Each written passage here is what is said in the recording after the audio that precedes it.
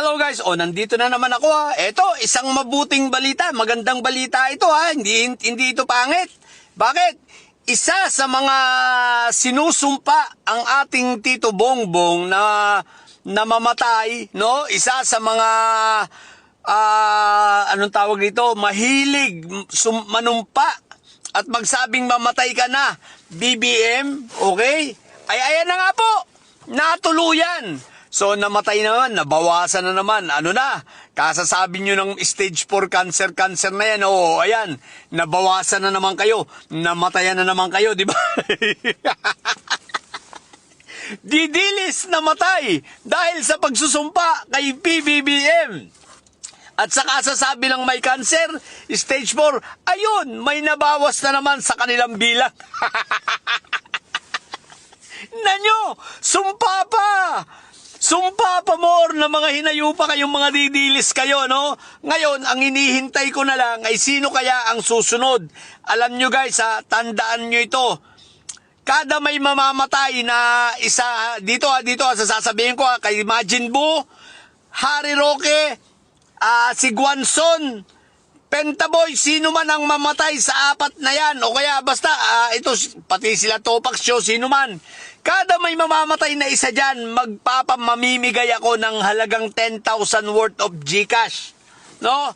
Pangako ko sa inyo yan, kada may mamamatay dito, hindi pa to kilala, bagamat ang sabi nila rito, haligi daw ito ng PDP. At ito ay trainor. Pero congratulations sa'yo. Yan, kasusumpaan nyo kay PBBM.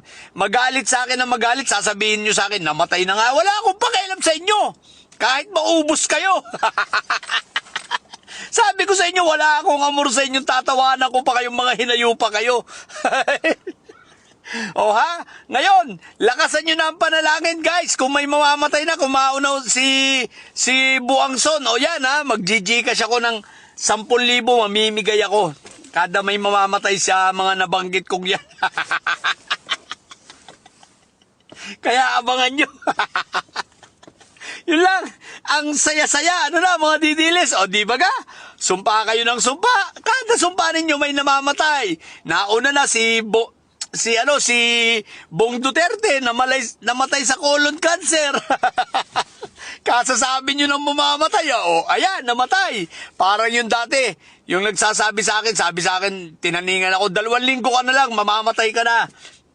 Alfred, sabi sa akin na gano'n, no, ni Kaluga TV. Aba, after 2 weeks, namatay nga siya, inatake sa puso.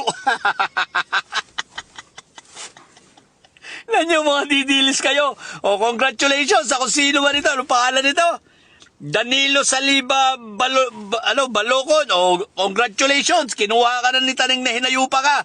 Magalit na kayo sa akin. Kung magalit, wala akong pakialam. Dahil dapat lang sa inyo yan. Deserve nyo yan. Dahil kayo, isipin nyo mga pinaggagawa nyo sa Tito Bongbong namin, di ba? Anong ginagawa nyo sa amin? Binabalik lang namin sa inyo, kaya yan ang gusto ninyo, garapalan tayo ngayon.